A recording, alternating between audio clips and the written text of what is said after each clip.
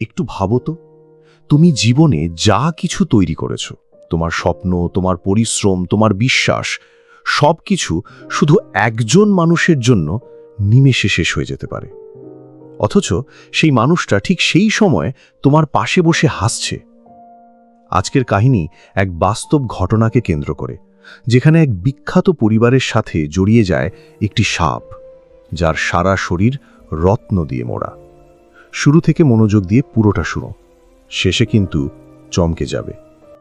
আমেরিকার ব্রুকসভিল, মেরিল্যান্ড উপকূলের ধারে একটা ছোট্ট শহর। পরিষ্কার লন, খুবই ভদ্র সভ্য মানুষজন। এই শহরে একদিন পা রাখল ড্যানিয়েল ক্রস। কালো BMW চড়ে সে আসে, হাসি খুশি মুখ, হার্ভার্ডের ডিগ্রি, চোখে এমন একটা আত্মবিশ্বাস যে দেখলে মনে হয় এই মানুষটার দ্বারা সব সম্ভব। কিন্তু একটা কথা কেউ জানত না, সে আসলে একটা সাপ, গহনা পরা সাপ। মাইকেল এভারেট, 50-এর কাছাকাছি বয়স, নিজের গ্যারেজ থেকে তৈরি করেছেন একটা cyber security company, Everett technologies. সততা ছিল তার মূলধন, বিশ্বাস ছিল তার শক্তি এবং দুর্বলতাও। যেদিন ড্যানিয়েল ইন্টারভিউ দিতে এলো, মাইকেল সেদিনই বলে উঠলেন, স্মার্ট ছেলে, নম্র, বুদ্ধিমান, ভদ্র, এরকম মানুষ আমাদের দরকার বলো। তার স্ত্রী হাসলেন, তুমি সবসময় বলো মানুষই কোম্পানি বানায়, হয়তো এই সেই মানুষ। মাইকেল মাথা নাড়লেন, হ্যাঁ হয়তো। তিনি জানতেন না সাপটা সবেমাত্র বাগানে ঢুকল। অফিসে ড্যানিয়েল দ্রুত সবার প্রিয় হয়ে উঠল। জটিল সমস্যা মিনিটে সমাধান করে দেয়, ক্লায়েন্টদের সাথে সবসময় মিষ্টি মুখে কথা বলা, অফিসের প্রত্যেকের জন্মদিন মনে রাখা, সবার নাম মনে রাখা, এটাই ছিল তার কৌশল। সে জোর করে কারোর বিশ্বাস আদায় করত না, সে মানুষকে স্বেচ্ছায় বিশ্বাস করতে বাধ্য করত। একদিন কোম্পানির ডিনারে লরার সাথে প্রথম দেখা। লরা কোম্পানির মালিক, মাইকেলের স্ত্রী। ড্যানিয়েল বলল, তোমার স্বামী অসাধারণ মানুষ। বেশিরভাগ মানুষ অর্থের পেছনে ছোটে, কিন্তু মাইকেল বিশ্বাস তৈরি করেন, এটা বিরল। শুনে লরা লজ্জা পেল। ড্যানিয়েল জানত কিভাবে আস্তি কথা বলতে হয়, আর তারপরে সেই কথা থেকে কিভাবে ফসল তুলতে হয়। মাসের পর মাস কেটে যায়, ধীরে ধীরে ড্যানিয়েল মাইকেলের ডান হাত হয়ে ওঠে। কিন্তু অফিসে এমপ্লয়িদের মধ্যে একজন যিনি ছিলেন তাকে সন্দেহ করতেন। তিনি হলেন নেথান, পুরনো কর্মচারী, শুরু থেকে মাইকেলের সাথে আছেন। একদিন তিনি মাইকেলকে বললেন, বস, লোকটা বেশি ফিটফাট, বেশি অ্যাকুরেট, সাধারণত কেউ এত পারফেক্ট হয় না। মাইকেল হাসলেন, নেথান, তুমি একটু বেশিই সন্দেহ করো। নেথান বললেন, হয়তো, কিন্তু জানোয়ার তার স্বভাব বদলায় না, শুধু স্থান বদলায়। মাইকেল কথাটাকে কোনো পাত্তাই দিলেন না। বিশ্বাস ছিল তার দুর্বলতা, কারণ তিনি নিজে সৎ ছিলেন, তাই অন্যদের মধ্যেও সততা খুঁজতেন। সেই রাতে ড্যানিয়েল তার অ্যাপার্টমেন্টে বসে উইস্কি হাঁকছিল আর কোম্পানির ফাইল পড়ছিল, নম্বর, প্যাটার্ন, অ্যাক্সেস কোড। তার কাছে বিশ্বাস মানে একটা চাবি যেটা নিজের ইচ্ছায় ঘোরানো যায়। ড্যানিয়েল ফোন করল কাউকে, ঠান্ডা কণ্ঠস্বর এলো অন্য দিক থেকে, তুমি কি তৈরি? ড্যানিয়েল উত্তর দিল, প্রায়, আর কয়েক সপ্তাহ, তারপর সব পাবে। ধরা পড়ে যেও না যেন। আমি কখনো ধরা পড়ি না, ড্যানিয়েল উত্তর দিল। ড্যানিয়েল ধীরে ধীরে লরার ঘনিষ্ঠ হওয়ার চেষ্টা করল। ছোট ছোট উপকার, বাড়িতে ফাইল পৌঁছে দেওয়া, বই নিয়ে কথা বলা। মাইকেল কতটা পরিশ্রম করেন, একটু বিশ্রাম নেন না কেন, এই ধরনের কথা বলা শুরু করল। লরা ভাবলেন এটা নিছকই বন্ধুত্বপূর্ণ আচরণ, কিন্তু লরা জানতেন না শয়তান কখনো দরজা ভেঙে ঢোকে না, সে চুপিসারে খোলা দরজা দিয়ে ঢোকে। একদিন সন্ধ্যায় ড্যানিয়েল কিছু না জানিয়েই লরার অ্যাপার্টমেন্টে এলো। বলল, বাড়ির বাইরে বাল্বটা জ্বলছে না, সে ঠিক করতে এসছে। লরা হাসলেন, তুমি সত্যিই সব খেয়াল রাখো। ড্যানিয়েল হাসল, আমার কাজের ধরনই এমন, সমস্ত খুঁটিনাটি ব্যাপার আমাকে খেয়াল রাখতে হয়।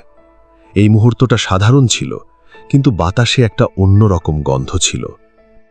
ড্যানিয়েলের কথা মিষ্টি, তার আচরণ ভদ্র, তার চোখ আত্মবিশ্বাসে ভরপুর, কিন্তু তার উদ্দেশ্য তা কারুর জানা ছিল না। মাইকেল ড্যানিয়েলের ডিগ্রি দেখে ভেবেছিলেন যে তিনি একজন সৎ মানুষের সন্ধান পেয়েছেন, আর সেখানেই হলো তার প্রথম ভুল। একদিন ন্যাথান দেরি করে অফিস থেকে বেরোনোর সময় লক্ষ্য করলেন ড্যানিয়েল তার চেম্বারে একা বসে কাজ করছে তখনও। দূর থেকে কাঁচের দেওয়ানের ভেতর দিয়ে দেখলেন সে একটা পেন ড্রাইভে কিছু কপি করছে। ন্যাথান থমকে গেলেন। ড্যানিয়েল মুখ তুলল, হাসল। আপনি এখনো রয়েছেন? ন্যাথান হাসার ভান করলেন। হ্যাঁ, এইবার বেরোবো, কিছু রিপোর্ট দেখা বাকি ছিল, শেষ করছিলাম। তুমি? একই কাজ, ড্যানিয়েল বলল, আর পেন ড্রাইভটা পকেটে ঢুকিয়ে সে অফিস থেকে বেরিয়ে গেল। ন্যাথানের নজর কম্পিউটার স্ক্রিনের উপর গিয়ে পড়ে। দেখে একদম ব্ল্যাঙ্ক। পরদিন সকালে তিনি মাইকেলকে সব খুলে বললেন, বস, আমার মনে হচ্ছে ড্যানিয়েল কিছু একটা করছে। ন্যাথান আবার? মাইকেল ক্লান্ত গলায় বললেন, আমি নিজে দেখেছি। ড্যানিয়েল বিশ্বস্ত, সে 6 মাসে যা করেছে কেউ করতে পারেনি, মাইকেল বললেন। সেটাই তো আমার ভয়। বেশ কিছুদিন পর ন্যাথান একটা দুর্ঘটনায় মারা যান। এক বৃষ্টি ভেজা রাতে তার গাড়ি রাস্তা থেকে পিছলে গেল। পুলিশ বলল দুর্ঘটনা। ড্যানিয়েল তার শেষকৃত্যে উপস্থিত ছিল, চুপচাপ দাঁড়িয়ে, চোখে সানগ্লাস। কফিনের উপর একটা সাদা গোলাপ রেখে চলে গেল। কেউ কিছু সন্দেহ করল না। এদিকে অফিসে ড্যানিয়েলের খ্যাতি দিন দিন আরও বাড়ল। মাইকেল তাকে অন্ধ বিশ্বাস করতে শুরু করলেন। ড্যানিয়েল ধীরে ধীরে সব চুরি করছিল, ক্লায়েন্ট ডেটা, সরকারি চুক্তির তথ্য, ইনভেস্টর অ্যাকাউন্ট। সে অন্যকে বলতো, স্মার্ট মানুষ দেওয়াল তোলে, বুদ্ধিমান মানুষ দরজা খোঁজে। কিন্তু সে নিজে এই 2 ধরনের চরিত্রের মানুষ ছিল। একটা চ্যারিটি ফাংশনে লরার সাথে একবার নাচল। দূর থেকে মাইকেল দেখলেন। সেই রাতে ড্যানিয়েল শেষ ফাইলগুলো পাঠায়। ফোনে মেসেজ এলো, ট্রান্সফার কনফার্মড। সে নিঃশব্দে নিঃশ্বাস ছাড়ল। পেন ড্রাইভে আঙুলে ঘোরাতে ঘোরাতে ফিসফিস করে বলল, এভাবেই বিশ্বাসের মৃত্যু হয়, নীরবে। তার পরের দিন অফিসে একটা ছোট্ট ইমেল পাঠায়, আমার নিজস্ব পারিবারিক কারণে আমি এখন বিপর্যস্ত, তাই আমি এভারেট টেকনোলজিস থেকে পদত্যাগ করছি। আমাকে কাজের সুযোগ দেওয়ার জন্য ধন্যবাদ, ড্যানিয়েল ক্রস। মাইকেল অবাক হয়ে কম্পিউটার স্ক্রিনের দিকে তাকিয়ে রইলেন। ফোন করলেন, নম্বর বন্ধ। সেদিন বিকেল থেকে তোলপাড় শুরু হলো। সার্ভার ক্র্যাশ, ঘন ঘন ক্লায়েন্টরা ফোন করছে, হু হু করে সমস্ত নিউজ মিডিয়া ছড়িয়ে পড়ল। কোম্পানির গোপন তথ্য বিদেশে পাঠানো হয়েছে, এভারেট টেকনোলজিস ভেঙে পড়েছে। তদন্তকারীরা এলো, কিন্তু ড্যানিয়েল কোনো প্রমাণ রাখেনি, সব মুছে ফেলেছে সে। সন্দেহের আঙুল উঠল মাইকেলের দিকে। যে মানুষ জীবনের সততার ওপর সব গড়েছিলেন, তিনি অভিযুক্ত হলেন প্রতারণায়। একদিন লরা তার স্বামীকে তার পড়ার ঘরে দেখতে পেলেন, চুপ করে দেওয়ালের দিকে তাকিয়ে। মাইকেল? লরা কাছে এসে বললেন, দেখো, আমরা ঠিক এই পরিস্থিতিটা পার করব, তুমি চিন্তা করো না। মাইকেল লরার দিকে একবারের জন্যও ঘুরে তাকালেন না। বললেন, লরা, আমি কিভাবে এতটা অন্ধ ছিলাম? ড্যানিয়েল আমার কাছে ছেলের মতো ছিল। তিনি ভেঙে পড়লেন, রাগে নয়, অবিশ্বাসে। কিছুদিন পর সংবাদপত্রের শিরোনামে উঠে এলো, সিলিকন ভ্যালিতে নতুন একটা কোম্পানির নাম, সাইফার কোর। প্রতিষ্ঠাতা ড্যানিয়েল ক্রস। একই ডেটা, একই সিস্টেম, একই ক্লায়েন্ট, নতুন নামে। মাইকেল টিভিতে দেখলেন ড্যানিয়েল স্টেজে দাঁড়িয়ে বলছে, সিকিউরিটি মানে বিশ্বাস, আর আমি আমার বিশ্বাসযোগ্যতা তৈরি করেছি সততা আর দূরদর্শিতা দিয়ে। মাইকেল রিমোটটা দেওয়ালে ছুঁড়ে মারলেন। লরা দৌড়িয়ে এলেন। মাইকেল উত্তেজিত হয়ে বললেন, দেখো, সব চুরি করে নিয়ে গেছে। এভারেট টেকনোলজিস বন্ধ হয়ে গেল। কর্মচারীরা সবাই ছেড়ে চলে যায়। বাড়ি নিস্তব্ধ। মাইকেলের মেয়ে সোফি পিয়ানো বাজানো বন্ধ করে দিল। মাইকেল আর সেই মানুষটা রইলেন না। কম কথা বলতেন, কম ঘুমোতেন, হাসি ভুলে গেলেন। একদিন রাতে তিনি একা সমুদ্রের ধারে গেলেন। ঢেউ আছড়ে পড়ছিল পাথরে, চাঁদ মেঘের আড়ালে। তিনি দাঁড়িয়ে রইলেন অনেকক্ষণ। ভোর হওয়ার আগেই তিনি বাড়ি ফিরলেন। লরা দরজায় দাঁড়িয়েছিলেন। দুজনের কোনো কথা হলো না।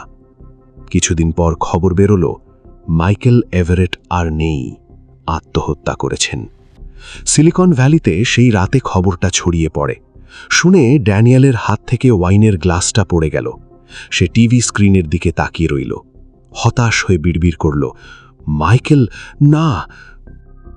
ড্যানিয়েলের সাইফার কোর কোম্পানিতে আভা চ্যান নামে একজন ইঞ্জিনিয়ার কাজ শুরু করেছিলেন। কাজ করতে করতে একদিন তিনি সোর্স কোডে কিছু অদ্ভুত জিনিস খুঁজে পেলেন। শুধু কপি করা নয়, সরাসরি চুরি, লাইন বাই লাইন এভারেট টেকনোলজিজের আর্কাইভ থেকে। আরও খুঁজে পেলেন ফলস ট্রান্সফার, লুকোনো অ্যাকাউন্ট, জাল চুক্তি। এক এক করে সব প্রিন্ট করলেন। পরদিন ড্যানিয়েলের ডেস্কে সমস্ত প্রমাণ রেখে বললেন, আমি পদত্যাগ করছি। ড্যানিয়েল ঘাবড়ে গেল। আভা, এটা ভুল বোঝাবুঝি হচ্ছে। মিথ্যে কথা বলবেন না। আপনি শুধু তাদের সিস্টেম চুরি করেননি, আপনি তার জীবন ছিনিয়ে নিয়েছেন। যাওয়ার সময় দরজার কাছে এসে বললেন, ইতিহাসকে ঢাকা যায় না, সে নিজেই খুঁড়ে বেরিয়ে আসে। কিছুদিন পর সমস্ত মিডিয়াতে খবর ছড়িয়ে গেল, সাইফার কোরের বিরুদ্ধে পেটেন্ট চুরি ও প্রতারণার তদন্ত শুরু হলো। সমস্ত ব্যাংক অ্যাকাউন্ট ক্লোজ করে দেওয়া হলো। সমস্ত ইনভেস্টররা সরে যায়। এক এক করে মামলা শুরু হলো। ড্যানিয়েল অফিস যাওয়া বন্ধ করে দিল। সারাদিন বাড়িতে বসে থাকত। একদিন রাতে ল্যাপটপ খুলল। দেখল মাইকেল এভারেট। একটা পুরনো ছবি বেরোলো। মাইকেল আর লরা তাদের পুরনো বাড়ির সামনে হাসছেন। সোফি তার বাবার কাঁধে বসে রয়েছে। ড্যানিয়েল অনেকক্ষণ তাকিয়ে রইল।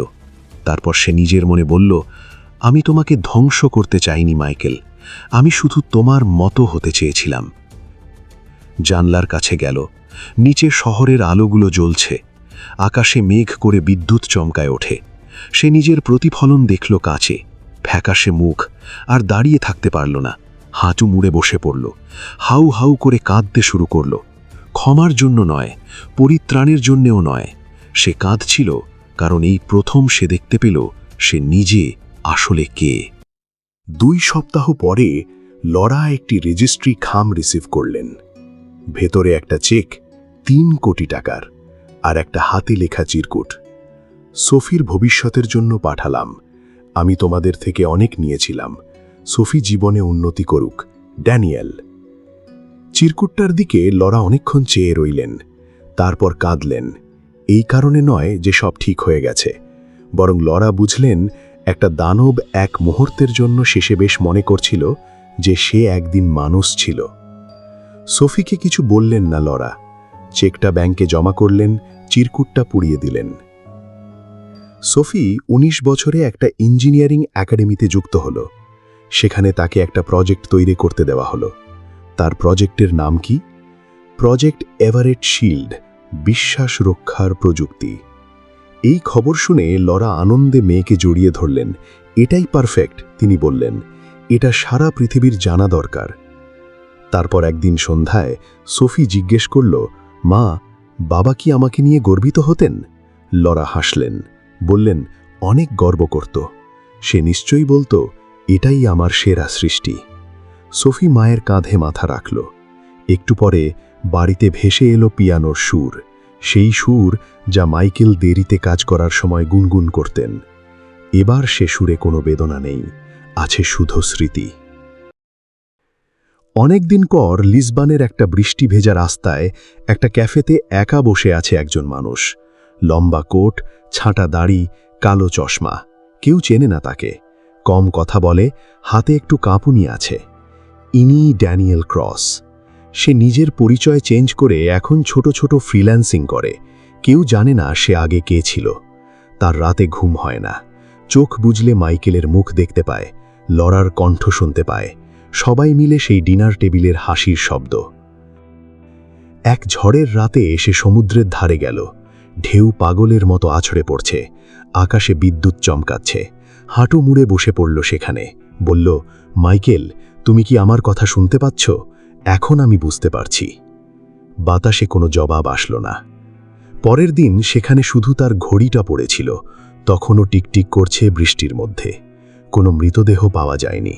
গহনা পরা সাপ শেষ পর্যন্ত সেই ঠিকানাই পৌঁছায় যেটা সে নিজেই বেছে নিয়েছিল। তো বন্ধুরা, এটা শুধু একটা গল্প নয়, এটা একটা সত্যি কথা যা তোমার জীবনেও ঘটতে পারে। কিছু মানুষ আসে সাহায্য করতে, কিছু মানুষ আসে সুযোগ নিতে। পার্থক্যটা বুঝতে হলে শুধু চোখ নয়, বুদ্ধিও লাগে। মনে রেখো, বিদ্যা মানে চরিত্র নয়, আত্মবিশ্বাস দেখানো মানে সততা নয়, মিষ্টি মিষ্টি কথা বলা মানে ভালো মনের মানুষ নয়। আর সাপ সবসময় দংশন করার আগে বিষ নিজের কাছে লুকিয়ে রাখে। তাই মহান দার্শনিক চাণক্য বলেছেন, যদি কোনো দুষ্ট লোক শিক্ষিত বা সম্মানিত হলেও তাকে এড়িয়ে চলো। ঠিক যেমন সাপ রত্নখচিত হলেও বিপজ্জনকই থাকে। যে মানুষ তোমাকে চমকে দেয় কিন্তু ভেতরে ভেতরে একটা অস্বস্তি তৈরি করে, সেই অনুভূতিকে এড়িয়ে যেও না। মনে রেখো, সত্যের জয় সব সময়, তা দেরিতে হলেও ফিরে আসে। ঠিক যেভাবে সোফি ফিরে এলো প্রজেক্ট এভারেট শিল্ড নিয়ে।